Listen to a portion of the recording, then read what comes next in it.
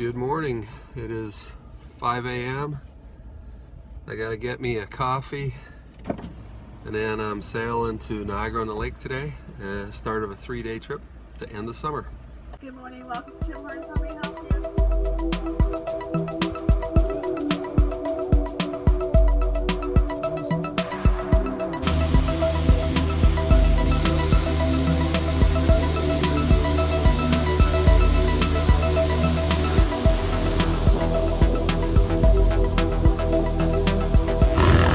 The reason the bridge opened early was because there was a boat coming from behind, which is kind of nice.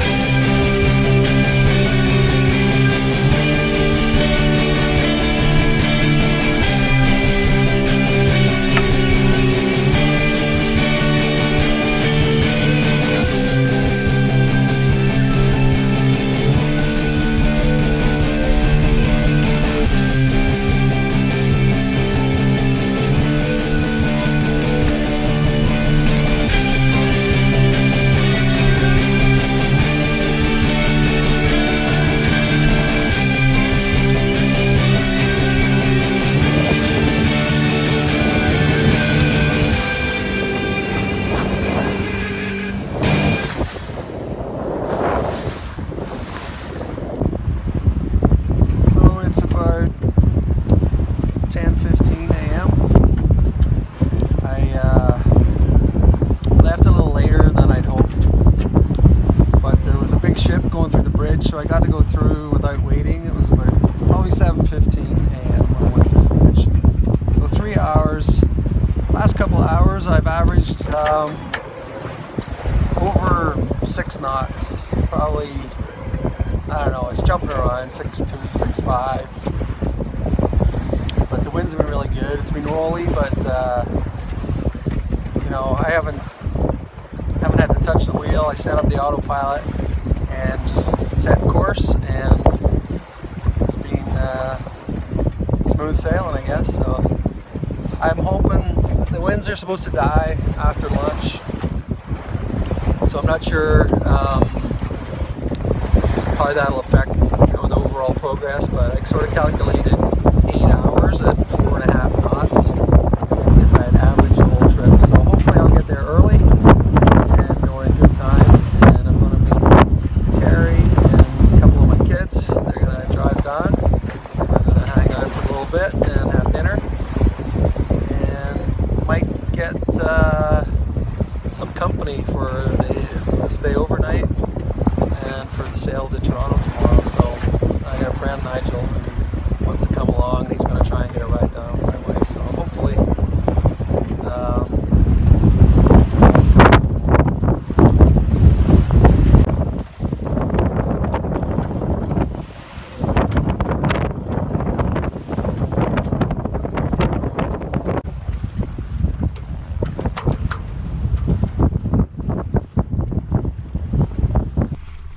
the winds did die down in the afternoon as expected.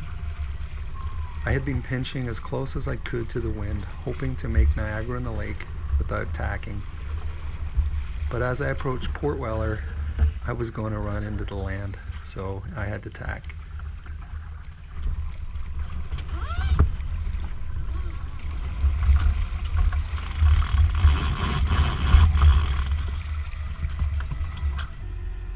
As I approached the mouth of the Niagara River, I dropped the sails, put out the fenders, and got ready to dock. Old Fort Niagara stands at the mouth of the river on the US side. It was nice to see my family and my friend Nigel waiting for me when I arrived.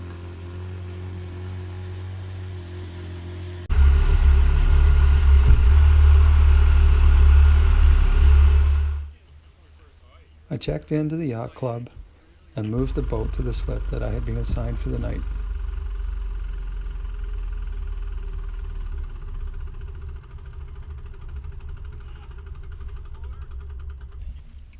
After we tied up, we headed off to explore the beautiful town of Niagara-on-the-Lake.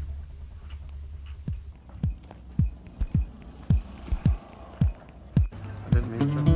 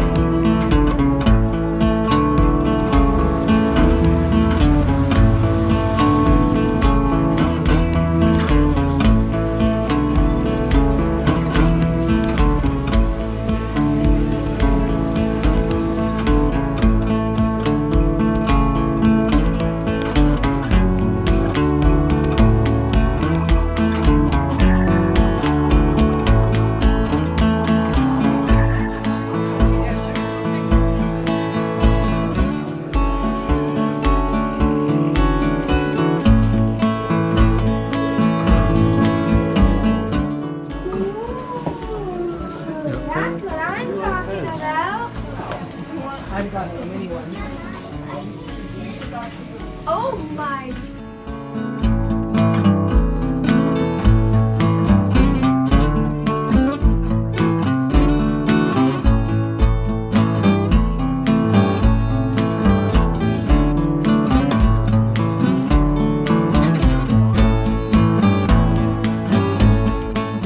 It's perfectly. Dad, I'm a magician. Oh, Tom, there you go. That's it. Yeah. Yeah. I like that. What are you trying? No, you put it on. Paparazzi.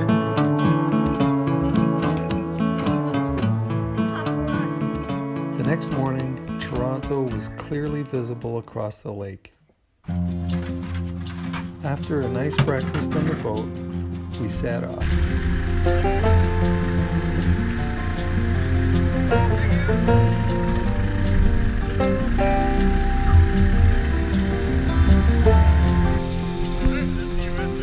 Yeah, ours is for photobomb.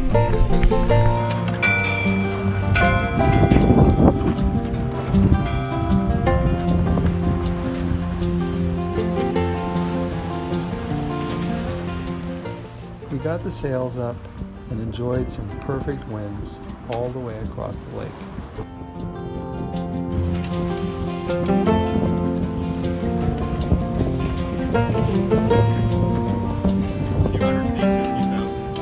What boat's over there?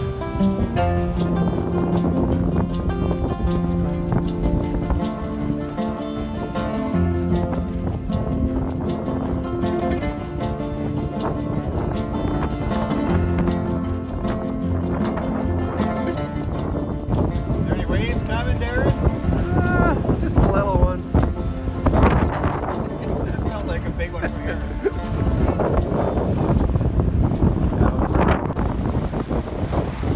We're about halfway across the lake. I got no cell service, so may not upload, but it's been pretty wavy. But we are cooking. Well over 6 knots, over 7 knots. Waves behind us. Toronto's getting bigger. I don't know if you can see it there. There's a few ripples out here. There's a.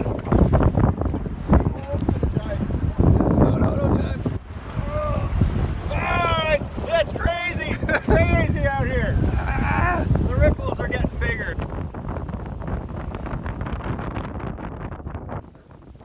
When we approached Toronto, the Canadian International Air Show was going on.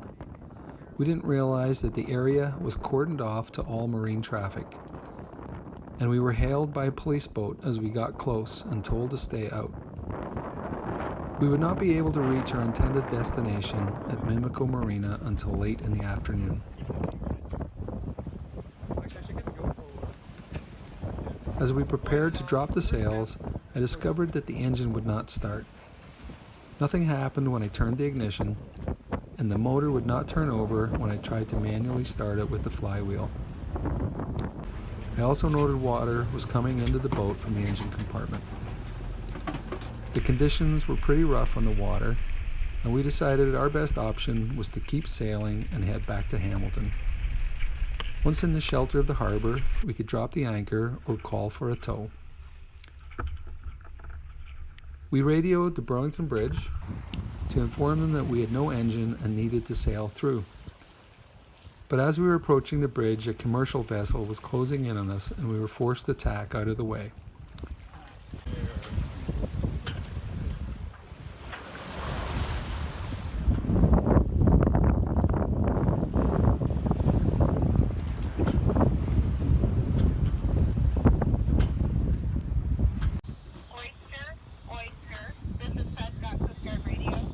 But the bridge remained up until we had passed through, and we sailed through with just the jib up.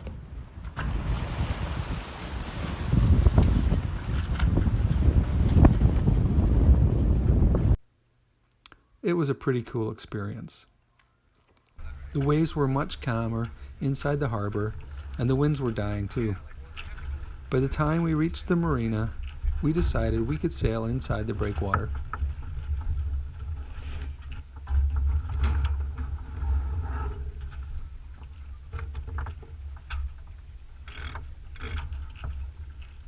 The wind was right on the nose, and we had to slowly zigzag our way before turning for my dock.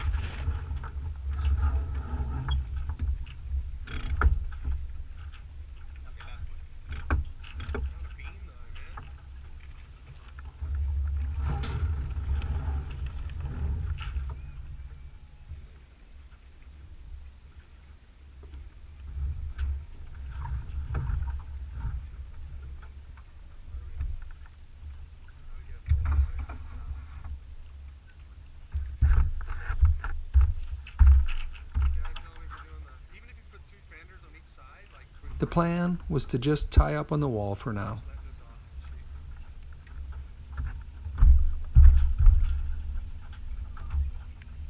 Had to be big steel beams, didn't there?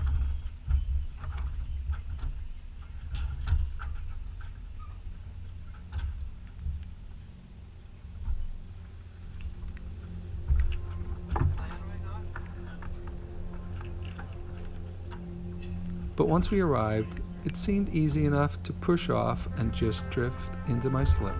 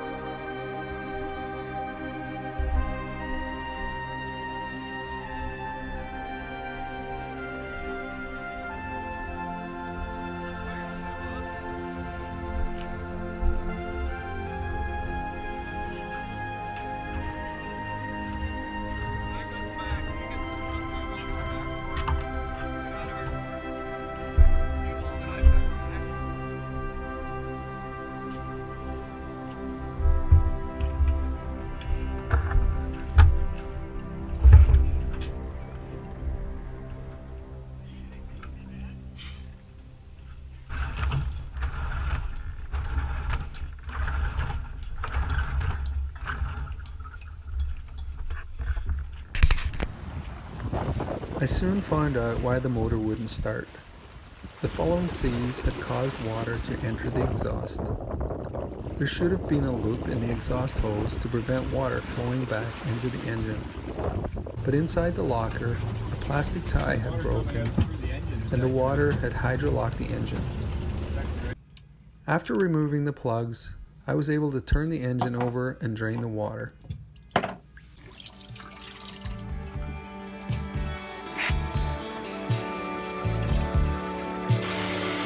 Problem solved.